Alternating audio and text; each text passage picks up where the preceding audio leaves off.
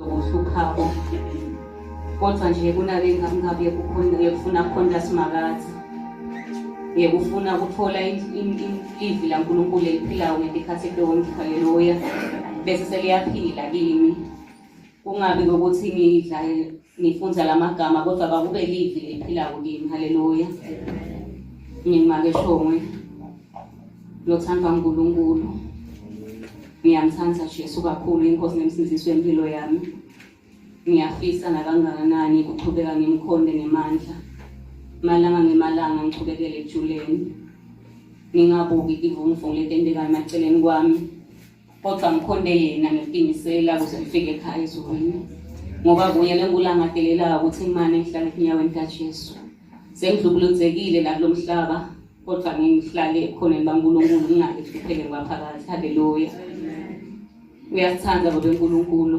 akafuni impilo tethu akafuni nathi kuphela nje nasikuye nasimethemba ngeqiniso kawuhlala anathi haleluya asingamhlazisi yena ngoba yena usikhethile asisizile samkhetha kodwa nguyena wasikhetha haleluya namhla inkosi imvumile ukuthi site uhlephulila ngalifilayo sibonga lesikhathi lesifana nalesi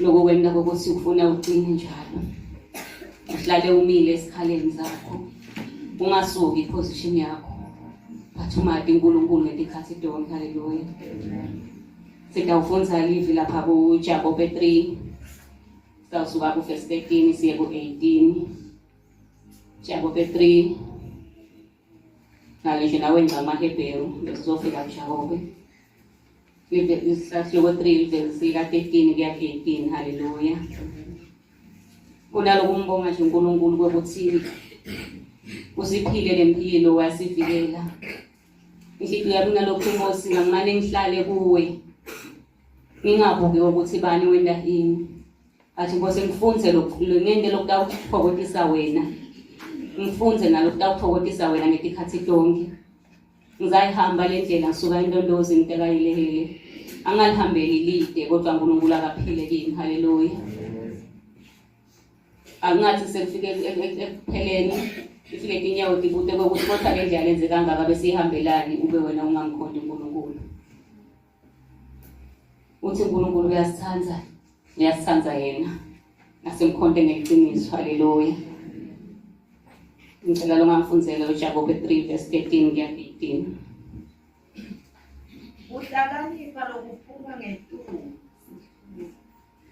ngubani lohlakaniphile naloqonzisisako emkhathini wenu akakhombise impilo yakhe lelungile ngemisebenzi yakhe ngikuphobeka lokunenhlakanipho kepha ninemona lobabako nembango etinhlitweni zenu ningatigabatisi ngobe ngaloko liqiniso nilenda emanga lokuhlakanipha akuqhamuki ngetulu kodwa ngekwemhlaba nekwemvelo nekwebusathane ngobe lapho kunemona nembango khona kunesiphithiphithi nayo yonke imisebenzi lemibi kodwa kuhlakanipha lokuqhamuka ngetulu kwekucala umsulwa bese kuba nekuthula nekuphobeka nekulalela kugcwele kubele netithelo letihle akunalo lubandlululo nekutendisa bathu labaletha kuthula basuke bahlanyela kuthula bese bavuna kulunga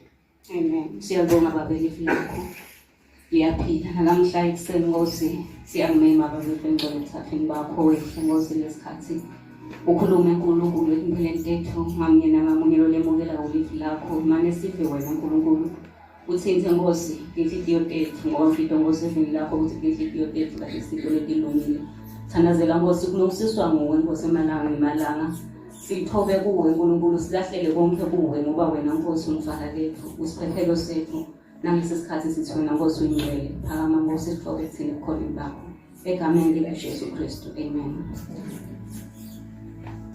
haleluya kunalesihloko lapha eBhayibhelini lesi kuhlakanipha lokuphuma ngetulu haleluya ngesingisi lithi ibe likhulumisa 2 kinds of wisdom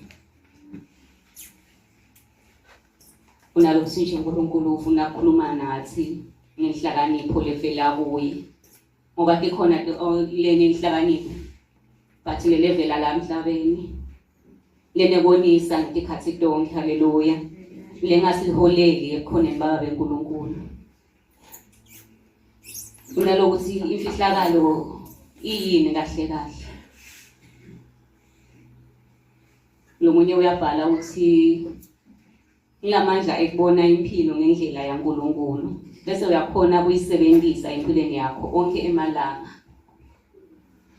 Ilamandla ekubona impilo ngendlela yaNkulunkulu. Haleluya. Ngasiboneni lempilo ngemehlo lesiwanikwa uNkulunkulu. Asingayihambi ngehlakanipha kwethu. Haleluya. Kwecala kunako konke lo ukuthi le nhlakanipho sithola ngekumesaba uNkulunkulu. Uyakhuluma Mateyu 6 verse 33 uthi umesaba uNkulunkulu. Asimesabe uNkulunkulu sasesithola konke lokunye kuye. Haleluya. Sasesiyemededekiswa konke nasikuye nje uNkulunkulu simethemba ngeqiniso. Abhale Solomon kuTaga 9 verse 10 athi kwesaba simakathe kusicalo sekuhlakanipha nekumati longcwele kuba nekuconza sibili. Haleluya. Kunaloko ukuthi sihloko sami lebengazipha yona le sizabukusana lesifundo sanamuhla ukuthi asikufune uhlakanipha lokunaNkulunkulu. Haleluya. Ngala mfundzele manje ngisi sukela nosifundela 15. Ngubani lohlakaniphile nalocondzisisako emkhatsini wenu akakhombise impilo yakhe lelungile ngemisebenti yakhe ngokufobeka lokunenhlakanipho. Haleluya. Ngubani lohlakaniphile nalocondzisisako emkhatsini wenu? Libuta ngamunye nangamunye ukuthi uyaconza yini ukuthi lokuhlakanipha unako ukuthatha kuphi. Haleluya.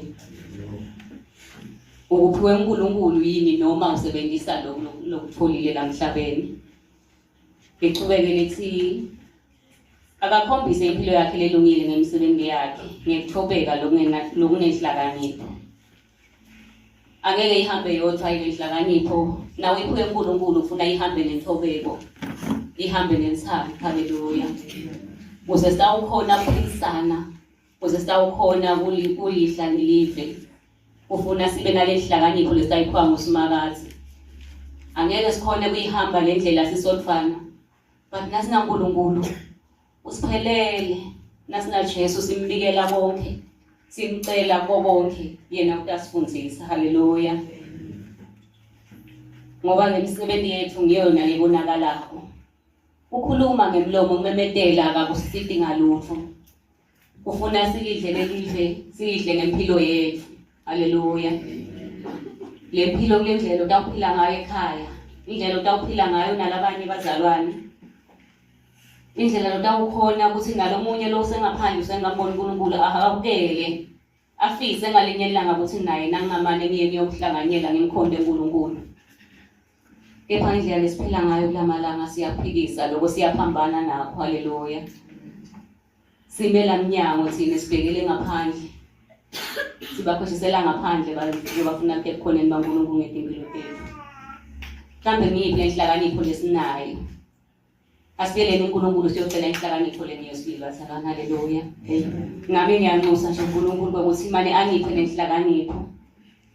Asifundise ukukhuluma, asifundise kwenta izinto ngendlela lefanele, athobise inhliziyo tethu kude lo munye longathembisa lokho ngaphandle kwaba beNkulunkulu. Haleluya.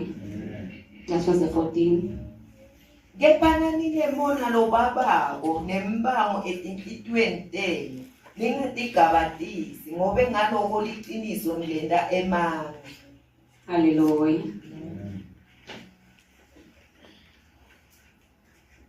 Iqiniso silenda imanga.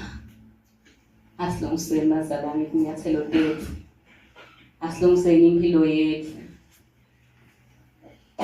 Kunaloku memetela nje namuhla ukuthi asifune nenhlakanipho lena babeNkulunkulu. Ukhona moya ongcwele lekashayela yena Jesu lekathi utasifundisa konke kude ngihlobo umnyele kade akushiya kuphela nje nasithethele inhliziyo yethu sayinikela kuye. ngoba konke kusuka enhlitiyweni. Haleluya. Lesilivi laNkulunkulu akusiko lokufaka emlonyeni lomgcosabo kodwa ngilokuphuma ngesikhathi kuwe ngoba kusuka ejuleni kwenhliziyo yakho. Angeke kwenteke ukhulume info longakayicabangi, info longakayizindli, kude lokukhuluma ngesiphosiso. Konke kusuke kwendlule enhlitiyweni yakho ukwati kahle ukuthi ukukhulumelana. Haleluya. Asikhipheni enhliziyo lenemona leletha kubaba etimpilweni tethu. Ngamunye nangamunye siconze kahle ukuthi uNkulunkulu ufunani etimpilweni tethu. Ngoba nangabe solo wati ukuthi impilo yami ayisiko lemfakazela kahle uNkulunkulu. Nanginemona lokho dithelo tenyama. Uyakhuluma abaseGalatia 5 nakasuka verse 22 kuya 23 lapho ukhuluma ngedithelo tamoya. Kepha nosuka lapha 19 kuya 21 ukhuluma ngemisebenzi yenyama. Lefaka ikhasi wona lomona nembango. Nekutigabatisa. Kunengi bathi nje kubalwe lokho lokumbala kanye imvula namuhla. Ngiyanxusa abazalwane, ngiyancenga asimisende inhliziyo tethu kuNkulunkulu. Uyakhuluma uNkulunkulu. Namhla ukhulumile. Wakhuluma ngencebo yakhe. Bathi ayisitshela ukuthi namuhla naye ecela shwele empilweni tethu. Na uconze kahle kufuna umuve loshwele ukuthi wena umenda kanjani. Ase uhambe uyofunisisa nawe ukuthi leyakho inhliziyo uyibhekisa. Haleluya. Na ukhuluma moya ngcwele beyangakhulumeli lide. Bathi kulesikhathi lesesikuso. Ifuna inhliziyo lehlandekile, inhliziyo lenaNkulunkulu ngeqiniso, inhliziyo lengadendisi. Asingenti ngejwayela. Asathi ukuthi uNkulunkulu ufunani ngathi ngithi khathi tonke. Haleluya. Asiphe Nkosi lokuthula nenthando lokufunekako ngaye. Simkhonde yena ngeqiniso. Haleluya. Naze sonze sehluko verse 15. Lokuhlakanipha akuqhamuki ngetulu kodwa ngekwemhlaba nekwemvelo nekwebusathane. Ngobe lapho kunemona nembango khona kunesiphithiphithi nayo yonke imisebenzi lemibi. Haleluya. Angeke vele kube nekuthula. Na usabona ukuthi makhelwane unabo leni lokho bekufanele mini. Sekuvele ucalile kusiphithiphithi enhlitweni yakho ungakaqali ukukhulumela ngaphandle. Ubese kubalikhulu kakhulu ke nasovele sokwenzisile wakutshela lomunye umuntu. Lesiphithiphithi sesengcile kuwe sesengcile nakamakhelwane.